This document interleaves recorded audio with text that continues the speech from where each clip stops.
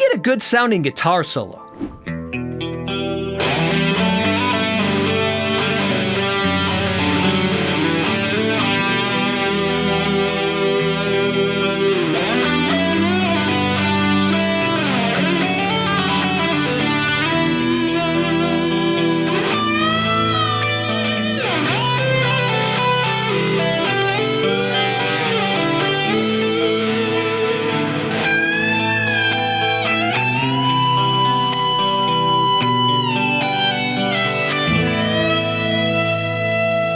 Well, definitely the performance and the playing has a lot to do with it, but without an amp or some effects, it's gonna sound a little lacking.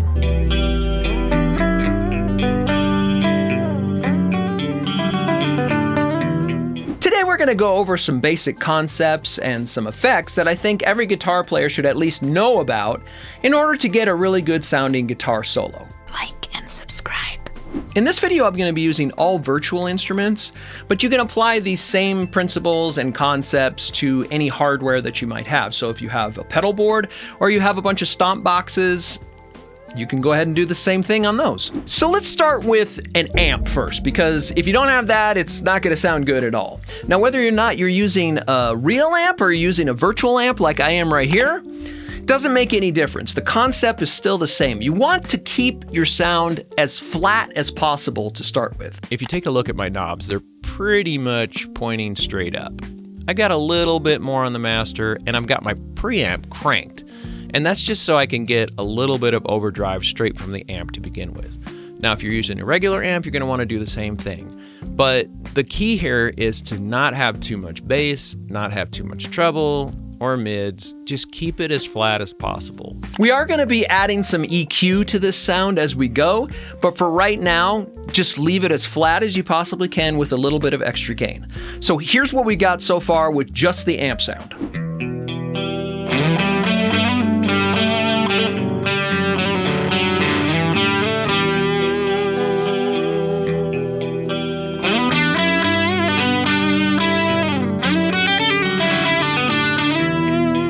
Okay, so you got a little bit of overdrive going, but obviously it's super dry, doesn't sound like anything, and it just sounds like somebody plugged into an amp, which is actually a good place to start with. So from here, I'm gonna be adding some stomp boxes. So in the virtual world, I have all kinds of pedals to choose from here. But in this case, I'm just trying to achieve some additional overdrive, so they have this nice overdrive pedal, which in my opinion is basically just a tube screamer in the real world. So you'll notice that I've cranked the level quite a bit, and I've cranked the balance quite a bit. So I'm just gonna start with it off, and then I'll turn it on and you can see the difference in the gain.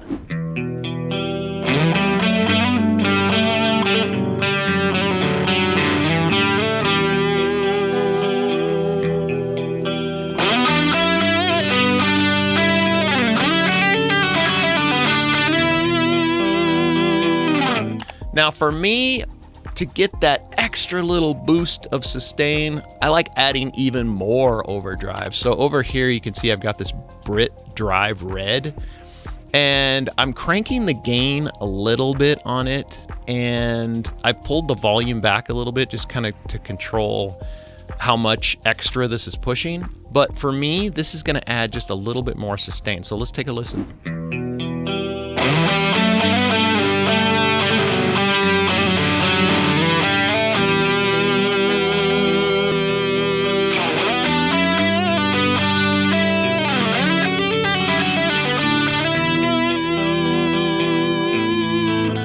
So you can see where that little bit of extra overdrive just kind of gets you over the hump right at the end. And for me, it just feels better. And when I'm playing like slow passages and things like that, it's really easy to just hold on that note and just wah, it just feels good. So at this stage, I want to add a little compression.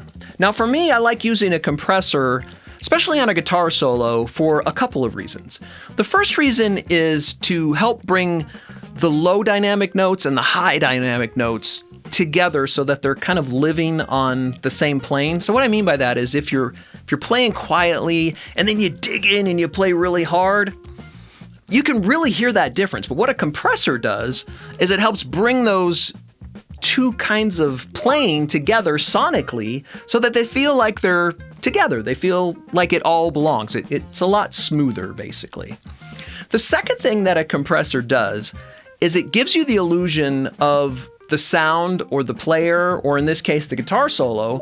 It gives you the illusion that it's coming forward, that it's coming closer to you. It pops out in the mix and gets right in your face in some ways. So it's a really good tool to make your guitar solo stick out just a little bit in the mix. So in this case, I'm using the Waves plugin CLA3A. It's a Chris Lord Algae compressor. I'm not doing anything special on this at all. I picked the preset, which was for electric guitar. All right, so when I play this with the track, what does it sound like now?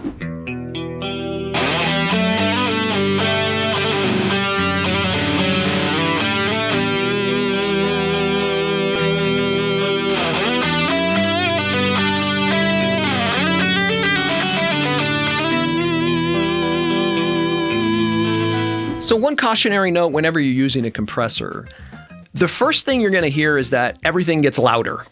So you don't want that. You want to pay attention to how much compression is actually happening. So if you look at the gauge and you see it dropping by -3 dB, that's kind of my starting point. It's my sweet spot, as it were, and then I can kind of tweak it from there. But what you want to notice is when you turn it on, how much louder did it actually get? You're going to want to use your gain knob to pull that back to the same volume level as it was before you had it on. So when you turn it on and when you turn it off, it's at the same level, but you're getting that effect of it pulling the sound closer to you. You don't want it louder, you just want it closer to you. All right, so now that we've got a nice, tight, overdriven, controlled guitar sound, we need to shape it a little bit. So I'm going to bring in an EQ. Now what I'm using here is an EV2, which is an SSL channel strip emulator. You can use any EQ you want for this. The concept is going to be exactly the same no matter what you're using, but this is what I'm using for this example. Now on this particular one, which I like a lot, is this high pass filter and this low pass filter. And the low pass filter is kind of what we're going to focus on. If I have this off all the way, just take a listen to the tone.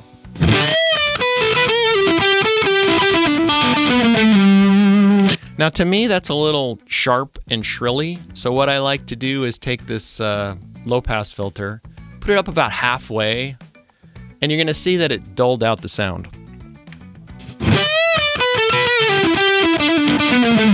Again, if we just pull that down, you'll hear it get a little crisper. It's a really good idea to roll that off a little bit. Now with solos, either live or in a recording, they tend to be sharp, real high and cutting, right? So pull it back a little bit. Just roll that top end off a little bit, and you'll find that it's way more pleasing to the ears. All right, so now we have a couple layers of overdrive. We've got a compressor on there, and now I've got the EQ on there. So let's see where we're at with the overall sound.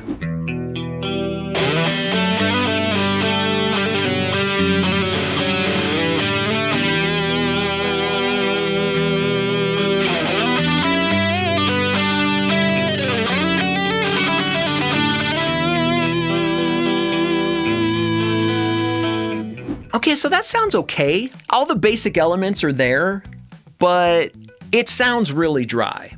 So how do we go about making this thing bigger and wider? We're gonna do that right now. We're gonna start with one of two delays that we'll be using today. And I'm using them for two different purposes. So this very first one is a BBD delay, which comes stock with Pro Tools. And what I'm using this for is just a slap delay. So what I want is to create a little bit of width to the sound of my solo. So right now, we've got this.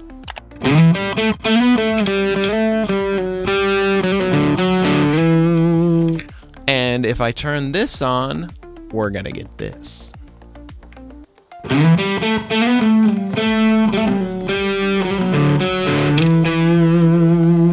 So you can see that's just adding a little bit of space to the whole thing. Here's what I'm doing. So I've got a relatively fast delay on this, you know, as opposed to something long like this. We don't want that right now. We're gonna get that later, but right now what we want is something really fast, so it's just kind of bouncing. So I think that's really all I'm gonna do with this particular delay. I just wanted to add a little bit of width with that slap. Let's hear how it sounds with the rest of the effects to this point.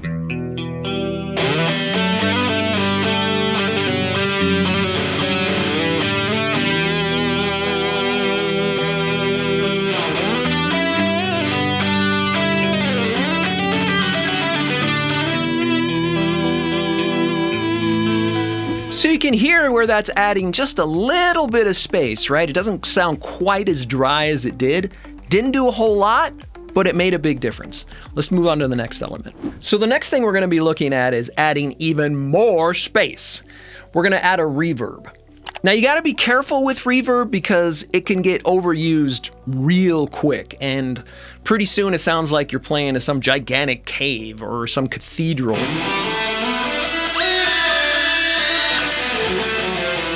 I mean, if that's what you're going for, great.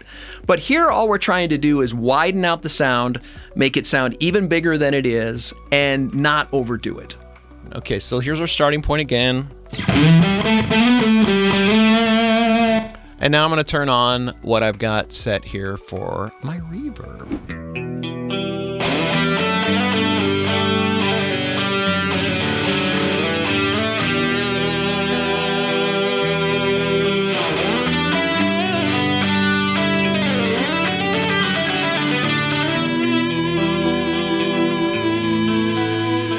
Now, reverb's a funny thing. You want it there, but you don't want it to stick out until you're done playing. Then you know it's there. So you should use it with some taste so that it's not overpowering or washing out your sound.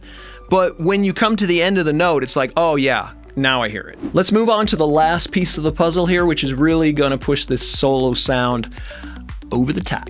What we're gonna do is we're gonna add an additional delay. Now this is another one of those effects, and it doesn't matter whether or not you're using a plugin like I am, or whether you're using a pedal, the concept is still the same. It can get way out of control if you use too much of it.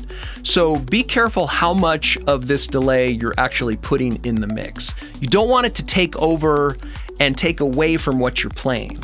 Use it with taste, and you can use as much as you want. I'm not telling you not to, but it's definitely more pleasing to the ear if it's just used as an accompaniment to what's being played rather than being the sole focus of what is being played. In any case, what this is gonna do is gonna add a little extra sustain. It's gonna make the sound bounce around in all kinds of areas. Your sound is just gonna get huge. And basically what I'm doing here is I've got a 1/4 delay. I've left all of these settings exactly as they are as you turn it on. Didn't change anything. All I did was change this delay from, I don't know where it starts, like at 1/16 or something. I just put this down to a 1/4 delay. Right now we have it kind of pretty dry, honestly. So not a lot of it is coming through, but you're gonna notice a big difference.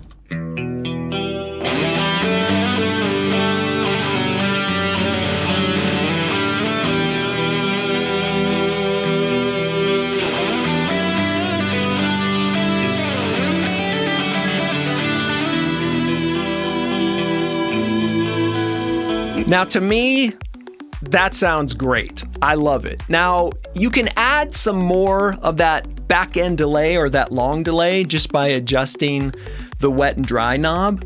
So if you're playing something slow and melodic or just long drawn out notes, it's sometimes a good idea to turn that up a little bit so it kind of emphasizes those long notes and makes it way more epic and dramatic. I've got one more little secret sauce suggestion, as it were. Okay, I'm jumping back into the stomp boxes, and you may have noticed this earlier, but I have a phaser right there in the middle.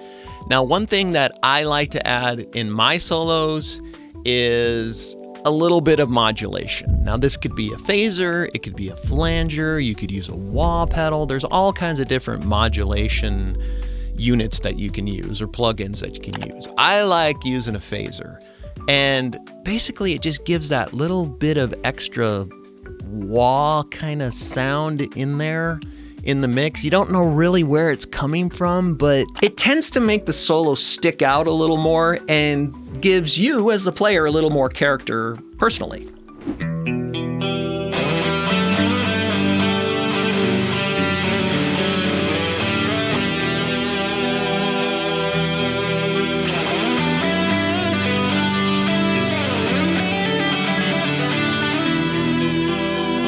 So that was a whole lot.